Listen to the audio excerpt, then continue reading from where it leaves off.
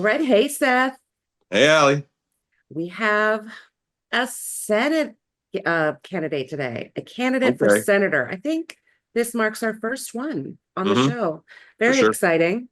Her name is Alani Bankhead. She is running in Montana, and she is a shero. She is like a mixture of G.I. Jane and James Bond.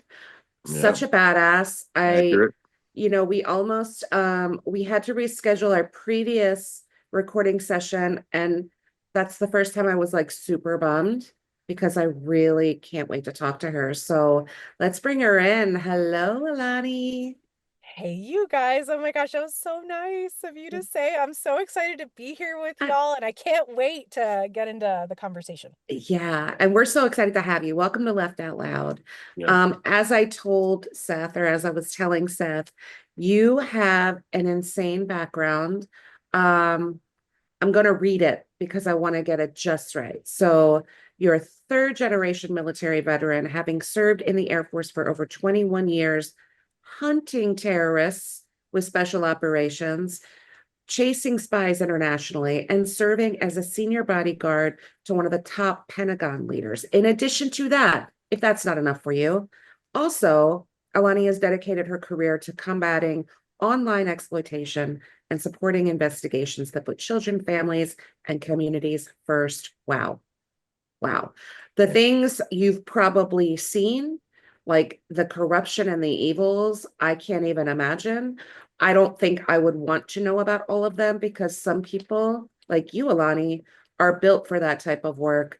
Others, like me, I would probably never sleep again.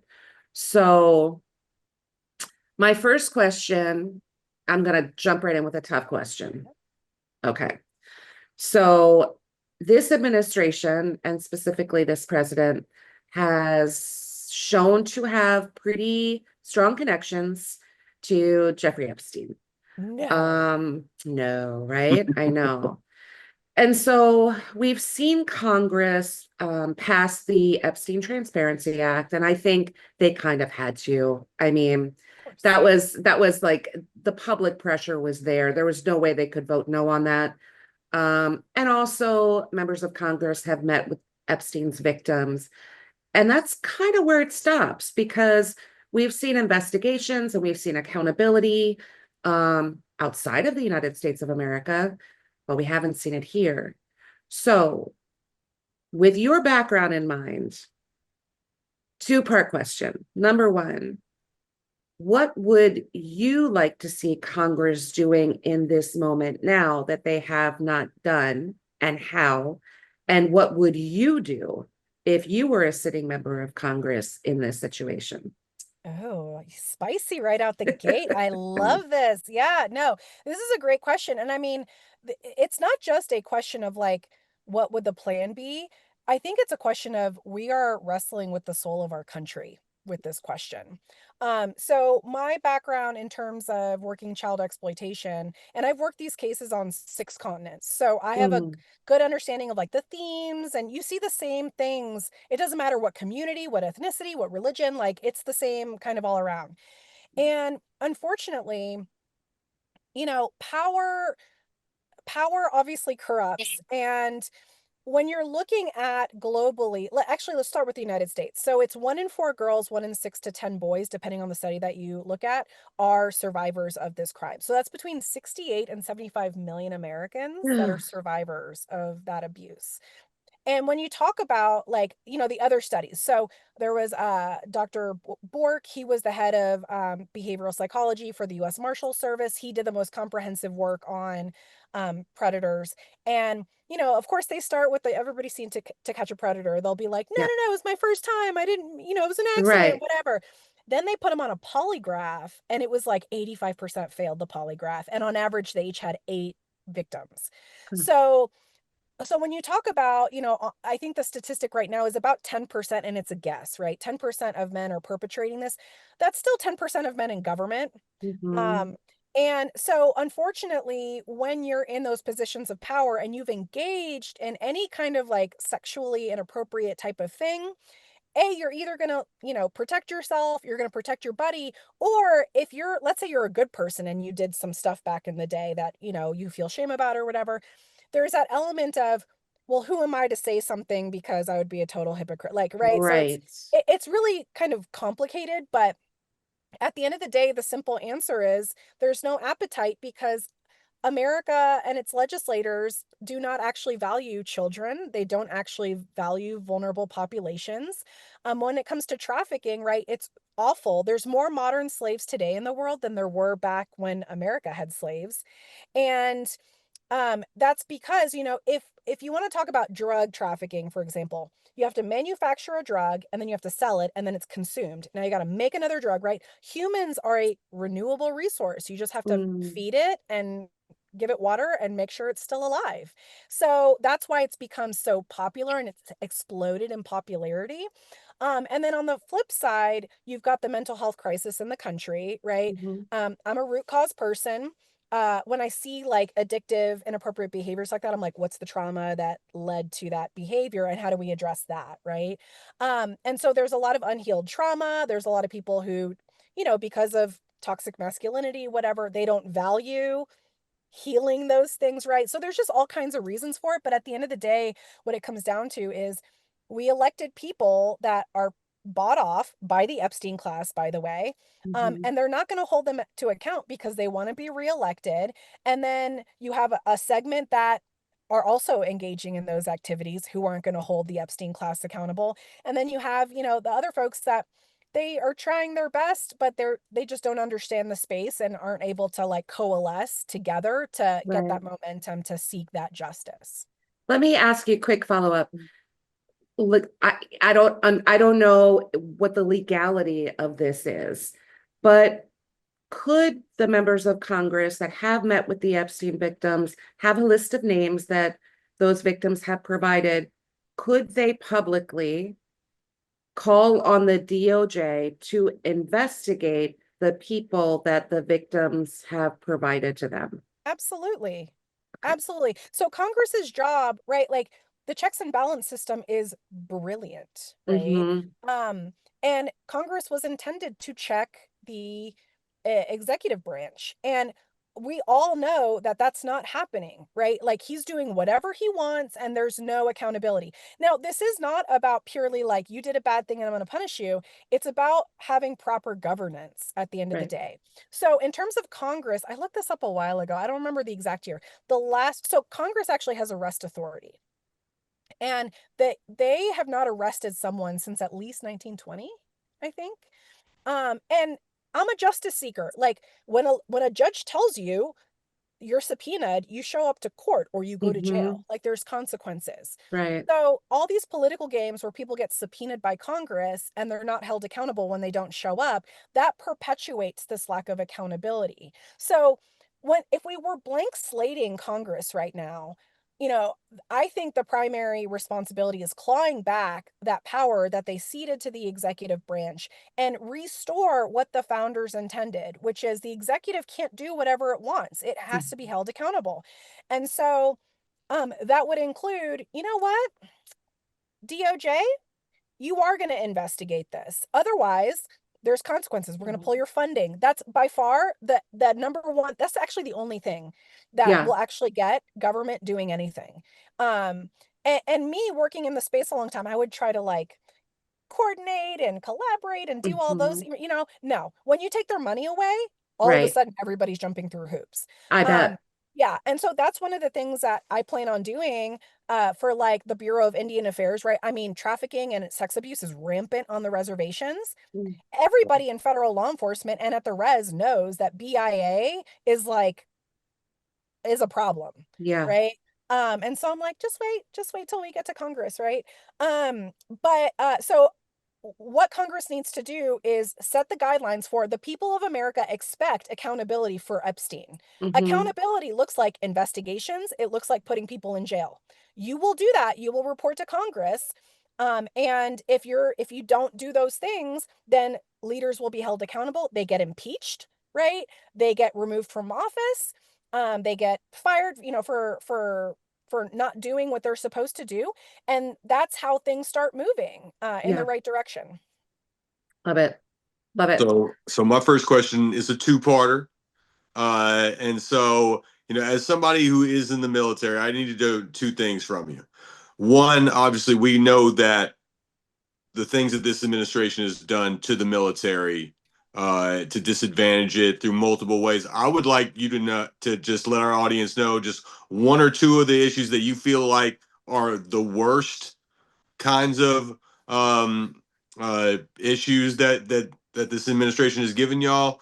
One and two, I gotta know what y'all think of Pete Hegseth, because this guy is a character of from another dimension, and so I need to know what you guys think, what veterans think about him, and like I said, just what how do you feel like this administration has hurt the military the Oh most? man. Yeah, these are great questions. So I think the best way I could answer your first part is, I grew up in the military, so I've been around these populations for a long time, and I could feel even as a kid that the relationship between the military and the people of America was really special. Post Gulf War, it was parades and like I remember yellow ribbons being on everything, right, Mhm. during the Gulf War. And on when I deployed to Iraq, we have NATO, and so you have your partners, and you talk to people from other countries. And I remember one time one of the NATO guys was like, "You're so lucky. You guys get tax-free money when you deploy." And I was like, "What?" I was like, "You guys don't?" And they're like, "No." And I Googled it, and at the time we were the only country that gave tax-free pay to our Right. folks. And that was the beginning for me of getting that perspective of really understanding how much the American people, at least at the time, loved and Yeah. appreciated their military. And when you looked at the polls, the military was the most trusted institution Hmm. out of all of them at the time.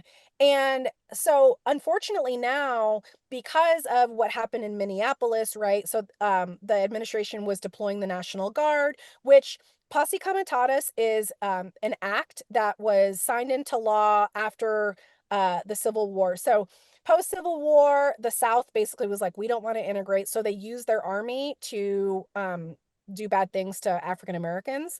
And so the Posse Comitatus Act said, you cannot use your military for law enforcement functions. They are national security. So like protecting the country, not dealing with crimes within the country, right?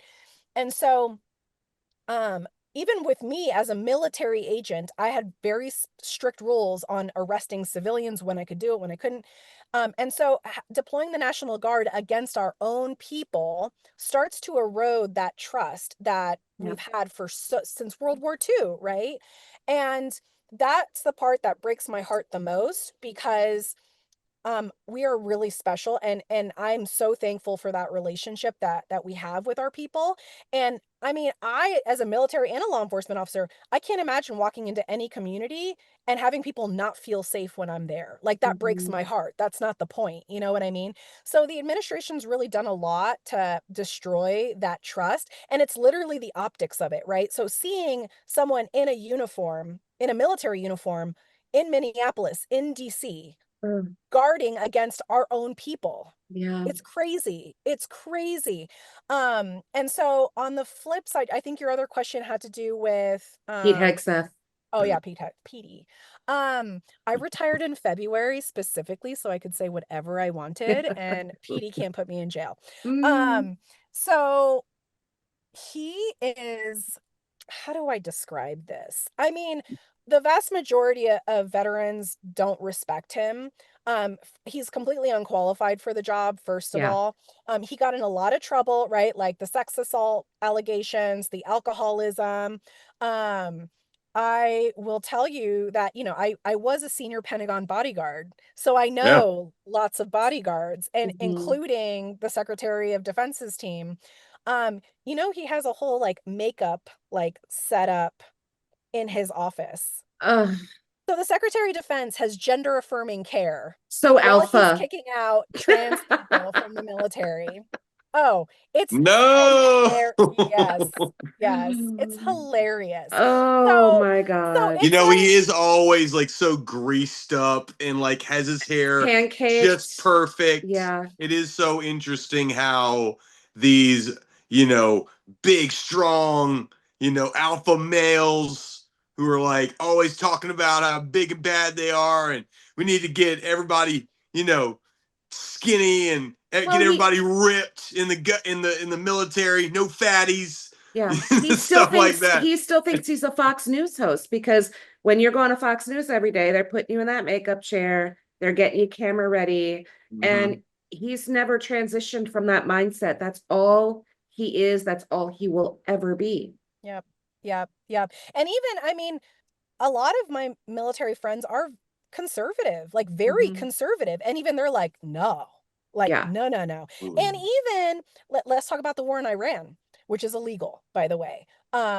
And I'm a national security girl. I believe in strong borders. I believe in Mhm. protecting the country. This is illegal. And um, especially post global war on terror, you have a whole generation of veterans that have PTSD, myself included, right? Like you went through all this hell, you saw the worst of humanity. Any veteran that tells you I want the next generation to go through that is Yeah. like psycho, Right. right? So everybody I know is just like, I mean, we're down for a righteous war because we love this country, but this is not righteous, and we don't Mhm. want our young folks going to this war. Right. So conscientious objectors are up over 1,000% in the military, and I get it. It's hard. Like, I mean, being in the military is really, really hard, but then to be part of something that you're like, I think we're the bad guys, must Yeah. be crazy, you know? Right. Yeah, yeah. So I've Oh. got lots of thoughts about Pete, but I'm gonna try to be professional and keep it at that. Mhm. Mhm. Although I love that little tidbit, so Oh yeah. that's very Might have to clip titillating. that. For sure. For sure. So you live in Montana. I've never been. I've only heard about its majestic beauty. But you also talk about Montana having the right stuff to unite the country. And so being a resident there, tell us about, what it is about community members and the culture of Montana that you feel could help heal a divided nation. I love this question. Okay, so I've been to over 80 countries and I've been to almost every state in this country. And I do leadership development nationally and internationally. So I get a Mhm. lot of like culture, Yep. understanding. I'm in counterintelligence and human intelligence. So literally our job is to read culture and right. Mm-hmm. But Montana has this really unique mixture of values. So it's community, um, common sense, hard work, family freedom. And I mean, those sound like, okay, Alani, Right. like most places have that. No, no, no. In Montana, if you like, it snows here 8 months out of the year, but not this past year because global warming. Sure. But normally when if you like get into a snow ditch or something like that, the first car that passes will stop every time. Um, Amazing. People wave like when you're driving, like people Mm-hmm. will wave at you on the side roads. It's like mandatory. We were 10 minutes into town pulling luggage out of our car, and our neighbor comes over and is like, "Hey, welcome. I brought you guys some beers." And we're like, "What is happening?" Like, this is amazing. Because if you look at the history of Montana, when folks migrated over, all you had was that community. So if your Yeah. fence breaks, if you get sick, and it's a very heavy agriculture community, right? Like you have to depend on each other and you can't let something as stupid as politics get in the way of that. So that's Mm-hmm. already built into the culture. The other thing is common sense. Oh my gosh. It drives me nuts how pundits nationally are like, Montana's red. I'm like, y'all clearly have not been here because Mm-hmm. Montana's a very purple state. In Montana, it's one of two states where you can buy weed legally and open carry a weapon without a permit. Wow.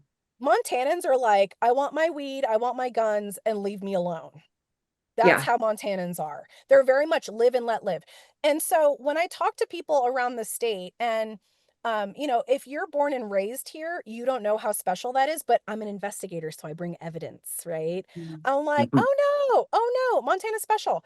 Um, Last year, Montana made national headlines because they had bipartisan opposition to the sale of public lands via the Big Beautiful Bill. Mhm. Um, we also have the Nasty Nine in the state legislature. So it's these 9 Republican legislators that crossed the aisle to ensure that there was like rural healthcare in place and like hospitals weren't shutting down and stuff.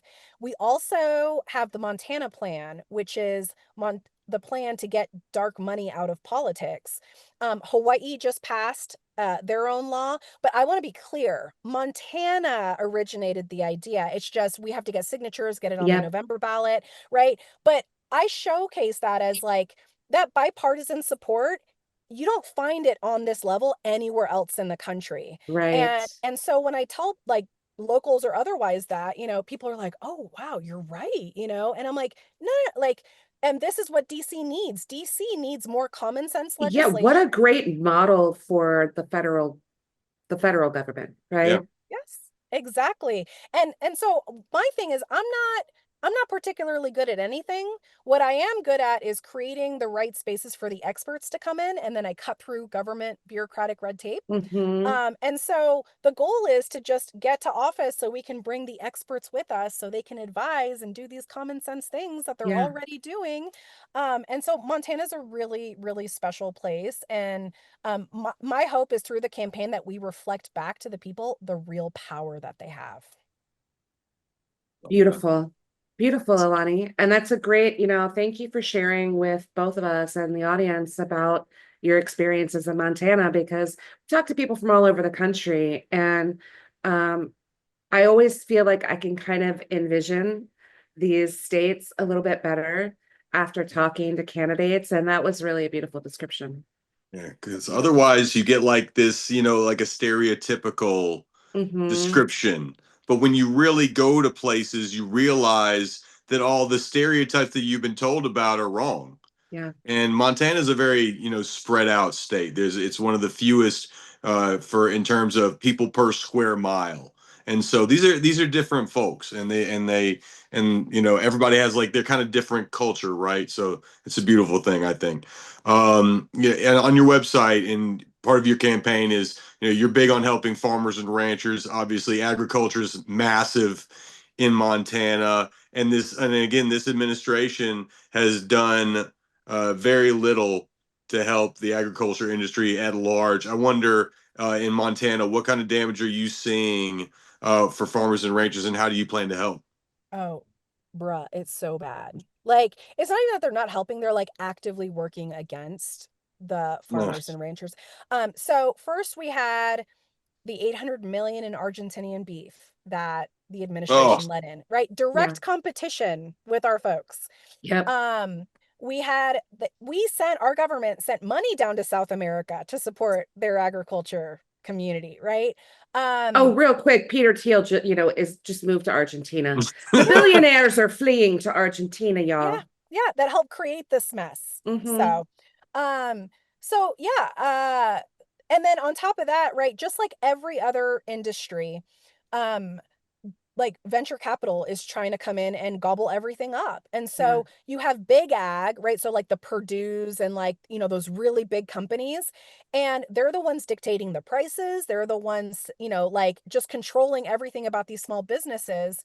And we do have, I hope I say this right. So Matt Raines is one of our candidates running for the first congressional district. Mhm. And he's got a background in ag. And he helped create the first co-op in the state. I think it's actually in the country, where it's like individual small farms that are coming together to support each other, right? Oh, I And love that, that. oh, it's amazing. I mean, it took a cool. lot of work to get it launched, Yeah. But but when I talked to farmers and ranchers about that kind of concept, it would give them a lot of power back. But unfortunately, one of the other big problems is financing, right? Because you are one bad weather year away from Hmm. not getting paid. And Yep. so bankruptcies are through the roof. Obviously, mental health in the agriculture community is really, really bad. And when we talk about solutions, like things like almost like an FDIC insurance for farms, right? Where we say like, hey, if you 5 farmers want to get together and each put 1 million in to create your co-op, for the first 6 years, the federal government will insure your business. So if you go in the red, we will provide a no or very low percentage loan or something like that to help out, right? Brilliant. That's the kind of policy change we're looking at making that is common sense, that Mm-hmm. supports local business, because it's over 80% of Montana businesses are small businesses. So it's the backbone, just like every other state. And I don't think you need a study to show that when you infuse the local economy with money, everybody thrives at the end of the day, right? And Yeah. so now I don't have an ag background and I'm very clear about that, but I don't have to respect the people who put food on my table. And Mm-hmm. these are the hardest working people. I mean, it doesn't matter if it's -80 here, and it does get -80 in Montana. Oh my God. Oh yeah, it's not that bad actually. I It's not. like it cold, Alani. So, that doesn't sound so bad to me. Yeah, yeah. But yeah, so I mean, the administration, it's heartbreaking what they've done. What's worse is the Montana congressional representatives that are supporting the administration doing this. I'm just like, bro, do you forget where you're from? Same thing with Mhm. public lands. I'm like, Montanans are obsessive about public lands. Like they are the crown jewels of this country. And Mm. like we have our congressional representatives are actively right now voting to open those up to be exploited and sold. And I'm like, maybe if you were from Alabama or like California, but like Montana, like, oh Right. yeah, it's bad. So, maybe one more question before we kind of wind things down, because for the viewers, if you can see Alani's background, which is blurred, she is in her car. Her primary is in 4 days. So she is out canvassing and pushing towards the finish line. You have 4 other Democrats, right, Mhm. that are running on this ticket, 3 Republicans. The incumbent is dropping out completely due to health reasons. Um, so how are you feeling right now? I mean, how long have you been campaigning? What is the reception been to you in Montana so far? Yeah. We're feeling so good. And I'm not saying that just as like oh, we feel really good. Mm-hmm. Like, we started this campaign in January because I was on active duty last year. And so if you're on Title 10 orders, you can't do anything political at all. It's illegal. So literally it was like I came off orders and we had to jump right into the campaign. And, people had already been campaigning for one of them like over a year. Wow. So I was like, we're gonna give it everything we got. And my team is incredible. Uh, I mean, having a compelling story is helpful in terms of Mm-hmm. getting people to pay attention a little bit, Sure, right? It gets sure. your foot in the door.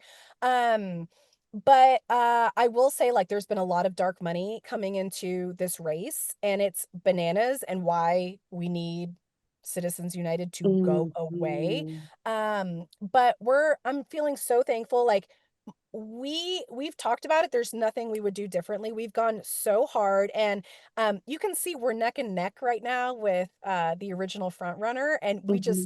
I mean, we think we're gonna win, obviously, Right, right. but we just, we'll find out on Tuesday. But I'm just really thankful. And I think part of the campaign too is we are a government of the people, by the people, for the people. And I was on Capitol Hill. I was in the White House. I saw how all Mm-hmm. those people worked.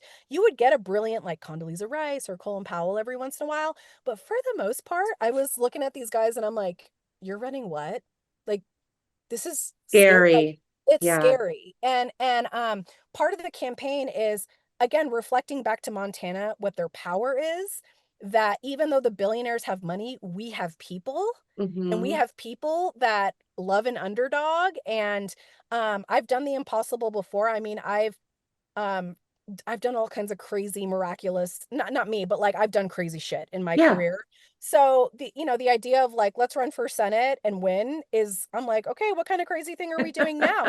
But the intent is to inspire Montana and America to remember, like, we are a country of underdogs. We are a country of Like, we will get it done. We didn't look at the Nazis and we're like, what are we gonna do if they win? Like, we were like, we're gonna Hmm. win, and then we did, right? And Yeah. even though we almost lost, like, it was hard, but I think we're trying to reflect back more of that spirit to the state through the campaign. And we just want to leave it all out on the field at the end of the day. And I think we've done that. So I'm really thankful. It's been an incredible journey. And Mhm. hopefully we get a little bit more runway to November. Well, I mean, Seth and I are definitely going to be watching that primary on Tuesday, and you're a friend of the show now. And after you win the primary, hopefully you'll come back because there's maybe a million more things I want to talk about, at least. I just want to be conscious of time because you are in that final few days of trying to get that primary win. But Seth gets the final question. This is the question we ask every candidate that comes on the show. So go ahead, Seth. That's right. That's right. So yeah, like she said, everybody who comes on here, we have a little scale. On one side of the scale is Chuck Schumer. The other side is our guy Bernie Sanders. And so and we love our progressive candidates here. And so we always ask everybody the progressive qualifications. Are you committing to not taking PAC money, foreign Yes. entity money, billionaire Yes. money? Yes. None of Massive it. corporation money. There we go. None So of it. Yeah. And you're obviously, 4 days away from your primary, and you have made Yeah. it all the way to the end yeah, without any of that. running a Yeah. senator Yeah. campaign. Yeah. Right. We're It's not totally, cheap to run in a, to nope. be in elections. It should be funded publicly. Like Yeah. it's Yes. not easy to run a campaign like that Yep. and get people to see you. So Yeah. Yeah. it's Yeah. a Oh big yeah, thing for you. no. We are totally individual contributions. And it's funny because there's been some misinformation out there where they're like, Alani took 200K of PAC money, and I'm like, folks, check the FEC filings, and Hmm. I like, people will scream, and people are really like, their nervous systems are like burnt to a crisp right now. Yeah. Everybody's Yeah. really emotional, and we try to stay as patient as possible, but sometimes I'm like, I hope you guys saw that one of my platform items is education, because critical thinking is really important, like, And it's in short supply. short Oh, is supply. it Unfortunately. ever? So No, it's yeah. like it is crazy because people say $200,000. Like, how many TV ads am I running then? Right. If I had all this money, I'd be hitting y'all over the head in the local news. You'd see me every commercial break. Like, Hmm. it's Literally, insane. literally. So yeah.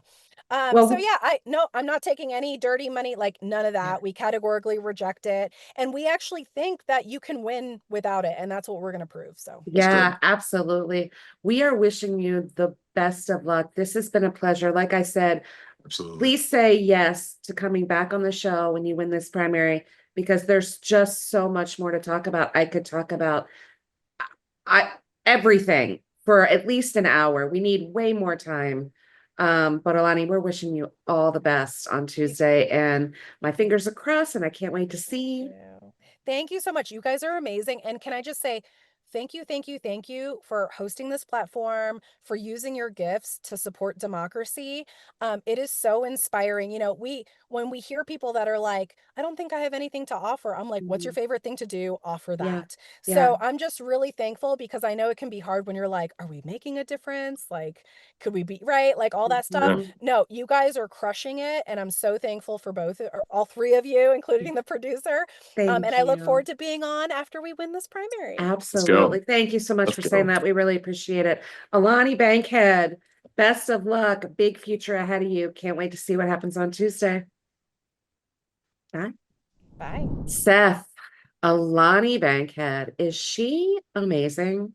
Uh, you know, it really is incredible, Allie. If you'd given me a blank resume, say, Mhm. with like no picture on it, no nothing, you just list the qualifications. There's no way that Alani's supposed to be that nice. I It, know. it, That's it so doesn't make any true. sense. So She's true. so nice, so personable. And Empathetic, kind. yeah. And so, to have that resume, to have served in our military for as long as she has and grown up in it, and then to take it even further to serve, Mhm. taking care of the people who are being trafficked all over the world. She's worked cases in 6 different continents. I mean, this is somebody who is incredibly qualified She and has seen the passionate. worst of the worst. Yeah. And so like it's just unbelievable that she's such a nice person. I know. And so like I mean, That's how such a can you great not point. like Alani? How can you Yeah, not, Montana? I I mean, know. that's who your senator should be. A person Absolutely. who is, you're not sacrificing the resume to get a nice person. You can have both, Montana. You can have both the things. And Hmm. Alani's is one of those. I mean, unbelievable. So glad that we got to talk with her. Me too. And I mean, boy, what a great person. Really pulling for her to win that primary. Her primary is in 4 days from now. So we're gonna push this episode out quickly, so that, people can get to know her better. Hopefully, we'll show up in someone's feed that hasn't met her yet or seen her yet. Yeah, And we're just really excited to see how that primary goes for her, pulling for her, crossing our fingers. She's the right person for the job, right. Any bar of our none. West Coast, Midwest people, if you know Mhm. people in Montana, please let them know about her. Yeah. Please, because this is a person who is in tune with the people of that community. She knows the farming community very well. And she knows that Montana is a different kind of people, right? She talked about they want their guns and they want some cannabis. Like and Hmm. and and and that's a unique blend. You don't get that in many states. So she is a different type of person for a different kind of folks in Montana. Yeah, And I mean, she deserves the nomination. absolutely. All right. So we have another recording session tomorrow. That's for a bonus episode. Pew. And real quick, so Seth, you and I met online. We've never met in person. We met via TikTok and we Hmm. showed up on panels in lives together. And then we ended up co-hosting a live together for That's over a right. year now. And then we decided to get into the podcast space because we really wanted to push change in the country via all of these great progressive candidates that we're meeting and talking to almost every day at this point. It's unreal. So much so I'm losing my voice, guys. So I know, crazy. So we are going to be meeting in person in a few weeks because we are traveling Um, to cover an event and meet with a special candidate. And let's just keep it there. But it's confirmed. We are going, we are traveling, we are meeting in person. We're going to document it all. I'm so excited, Seth. Oh, I'm so shocked and so excited, and so much credit goes to you because you really hunted this particular campaign down. And folks, this is one of the biggest names in the progressive movement. Period. It's going to be a treat. You're going to want to tune in for that. I'm gonna bring my fancy schmancy camera and some microphones, and we're gonna do Yeah, this thing right. And yeah. and hopefully we meet some other people along the way there. And yeah, I mean, I'm juiced up, I'm so juiced up. excited. Let's go. So excited. So that's going to be in a few weeks. We're getting a bunch of recording done right now. And we have a little bit of a pause and then like that first week of June. And then we got some traveling to do. So stay tuned for that, you guys. It's really excited. We're so excited. We can't wait to bring that to you. And that's it for today. I'm going to see you bright and early tomorrow morning. I mean, we're talking 12 hours from now. I'm going to be seeing you, Seth. But it's primary Yeah, season. Got to do it, baby. Got gotta to do do it. it. Let's go. See you tomorrow. All right. Bye. Bye.